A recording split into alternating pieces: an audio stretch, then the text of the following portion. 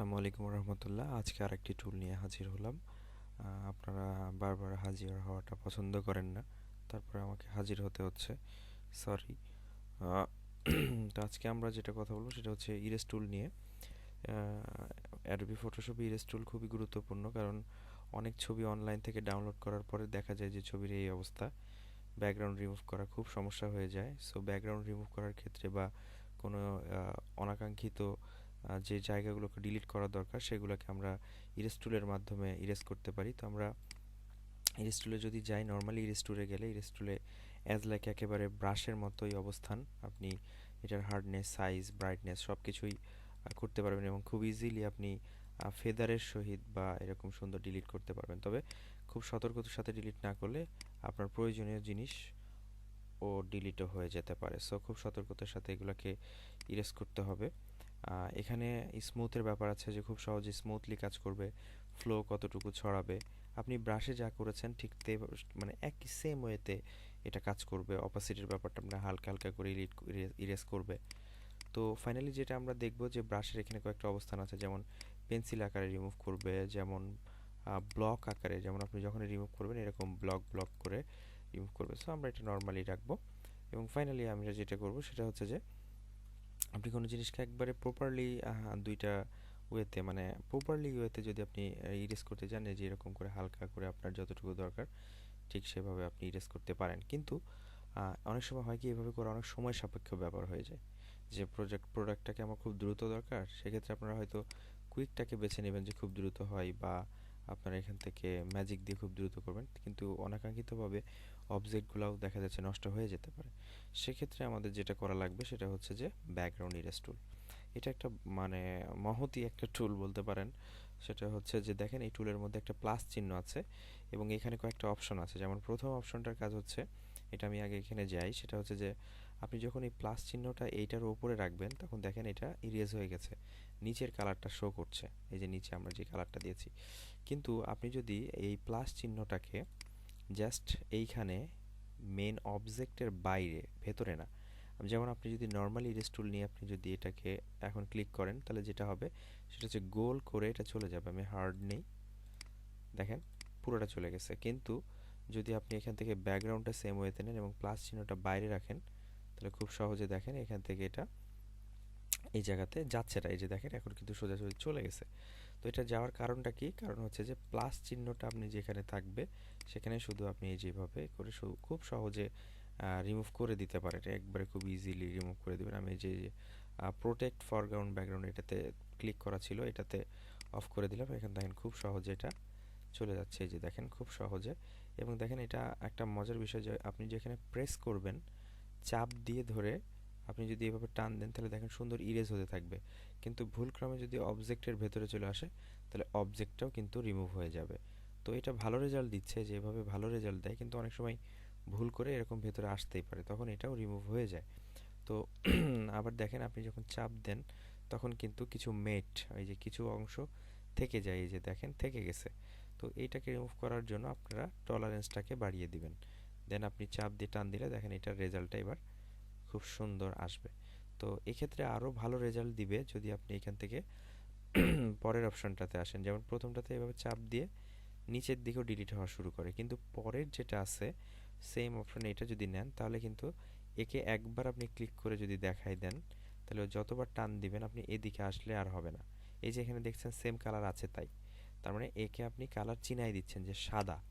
তাহলে ও কি করবে, ছবির এখন এভাবে টান দিলে মানে একবার ক্লিক দিতে হবে, তারপরে চাপ দিয়ে চাপটা ছাড়া যাবে না। এবার আপনি পুরোটা ঘুরে আসেন এদিক দিয়ে, কোনো সমস্যা নেই। এই যে দেখেন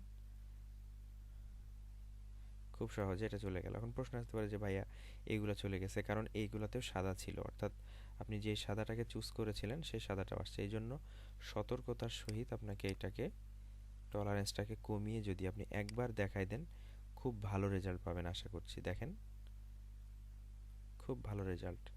এবং আপনি এদিকে অরেঞ্জের দিকে গেলেও কিন্তু অরেঞ্জ আর রিমুভ হবে না। কিন্তু যদি আপনি নেক্সট ওইটা নিতেন তাহলে কিন্তু ঠিকই এটা, মানে আগে প্রথম ফার্স্ট যে টুলটা ওইটা নিতেন তাহলে কিন্তু এটা খুব সহজেই চলে যেত। দেখেন সাদা সিলেক্ট করে দিলাম, এবার আপনাকে সিলেক্ট করে দেখায় দিতে হবে, কাজ না হলে আপনি সিলেক্ট করে এভাবে দেখিয়ে দিলে ও আবার কাজ শুরু করে দিবে। অবশ্যই আপনাকে একবার এভাবে চাপ দিয়ে ধরে সুন্দর পুরোটাকে দেখেন ছবিটার এইটা চলে গেছে। এখন বাকি যেগুলো আছে সেগুলোকে অবশ্যই হার্ড নেবেন। জাস্ট এবার তো ওগুলো তো সব ঠিকই হয়ে গেছে, এগুলো হার্ড নিয়ে রিমুভ করে নিতে পারেন, কিন্তু অবজেক্টটা আপনার সুন্দরভাবে চলে গেছে। আবার এখান থেকে আপনি কুইক বা ম্যাজিক নিয়েও কিন্তু খুব দ্রুত বাকি যেগুলো আছে সেগুলো ডিলিট করে দিতে পারেন। তো এইভাবে করে আপনি আপনার অবজেক্টকে ইরেজ করতে পারবেন। আর ইরেজের আরেকটা ইয়ে আছে, সেটা হলো আমরা ইরেজটা নেই, ব্যাকগ্রাউন্ড ইরেজ। এখানে লাস্ট এটা হচ্ছে পিক্সেল বেস। এটাকে আপনারা যখন রিমুভ করবেন দেখেন আমি প্রেস করার সঙ্গে সঙ্গে একটু খেয়াল করেন এটা টলারেন্সটা বাড়বে। টলারেন্সটা বাড়াই দিই, কী ব্যাপার এটা কাজ করতেছে না কেন? সবই তো ঠিক আছে, টলারেন্স বাড়াই দিলাম। সামহাও কোথাও আমার প্রবলেম, লেটস চেক। আচ্ছা আমরা এটাকে নর্মাল করি। একটু আমি আবার ছবিটাকে নিয়ে আসি কষ্ট করে, একটু ওয়েট করি। ওকে চলে আসছি, আমরা এবার এবার ট্রাই করি। জাস্ট ইরেজটা এখান থেকে নিলাম, এখানে যাচ্ছি। এটাকে আমার অবশ্যই ইন্ডেক্স থাকলে, এরকম ইন্ডেক্স লেখা উঠে গেলে ইমেজ, ইমেজ থেকে মোড, মোড থেকে এটাকে 8 GB করে নেবেন। দেন আমরা নতুন একটা ব্যাকগ্রাউন্ড ক্রিয়েট করব যেটা নিচে থাকবে, এটাকে করে দিই। আমরা এবার যদি প্রেস করে দেখি, একটা কালার অবশ্যই নিতে হবে এখান থেকে, দেখেন না হলে বুঝতে পারবো না আমরা। সরি, এটাতে কালার দিয়ে দিব। ওকে ছবিতে গেলাম, এবার দেখেন এটা কাজ করছে এবং এটার সঙ্গে পিক্সেল থাকে, তার মানে এটা নিলে আপনার একটা পিক্সেলকে অফ করে দিবে আর কিছু পিক্সেলসে রাখবে, এবং এটা তো অবশ্যই রেজাল্টও খুব একটা ভালো দিবে না। সো এটা পিক্সেল রেখে দিচ্ছে। তো এই হচ্ছে মূলত আমাদের এখানকার কাজ। কান্টিজাস এবং রিফাইন, ফাইন্ড ইজ, আপনি যদি কোনোটা ধার দেখাই দেন তাহলে ইসকে ফাইন করবে, এই যেভাবে দেখেন ইসকে ফাইন করবে। আমরা এখান থেকে এটা দিলাম, এই যে দেখেন রেজাল্টটা এখন ওইটাই দিচ্ছে। আমরা যদি এজ দেখাই দিই তাহলে এটার পাশটাকে খুব সহজে নিবে, এবং যদি কান্টিজাস দেখাই দিই তাহলে দেখা যাচ্ছে সিমিলারিটি কালার যেখানে যেখানে আছে সেখানেই যাওয়া শুরু করবে। তো এইগুলো নিয়ে ডিটেলসে কোনো ক্লাসে হয়তো আবারও বলবো ইনশাআল্লাহ। তো আজকে ইরেজ টুল এই পর্যন্তই। আসসালামু আলাইকুম। ও সালাম দিয়ে আবার ফিরে আসতে হলো, কারণ হচ্ছে যে এখানে আরেকটা টুলস বাকি ছিল, সেটা হচ্ছে যে ম্যাজিক ইরেজ টুল। ম্যাজিক ইরেজ টুলের কাজ হচ্ছে আপনি যেটা কুইক সিলেকশনে একবারে ক্লিক করতেন দেন ডিলিট বাটন প্রেস করলে চলে যেত, ঠিক ওইটাকে শর্টকাট করে দিয়েছে। সেটা হচ্ছে এটা প্রেস করে জাস্ট ক্লিক করলে এক ক্লিকে চলে যাবে, দ্যাটস বুম, খুব সহজে। তবে সিমিলারিটি কালার, যেমন অরেঞ্জে ক্লিক করলে এইখানকার কালারটা গেছে, তাই না? আবার আপনি দেখেন এখানে এটা নিয়ে একটু ব্রডলি বলা দরকার। আমি একটা ইমেজ নিয়ে আসি, আমাকে একটু সময় দেন। ছবি নিয়ে ফিরে আসলাম, কারণ আমি বারবার এটা অফ করে দেওয়ার কারণ হচ্ছে ভিডিওকে শর্ট করার ট্রাই করছি। দেখেন আমরা যখন এখান থেকে জাস্ট ম্যাজিক নিব, নর্মালি আপনি যদি এখানে ক্লিক করেন দেখেন এই ছবিটার মধ্যে সব ধরনের গ্রিন আছে, লাইট গ্রিন, ডার্ক গ্রিন, হ্যাঁ ম্যাট গ্রিন, লাইম গ্রিন।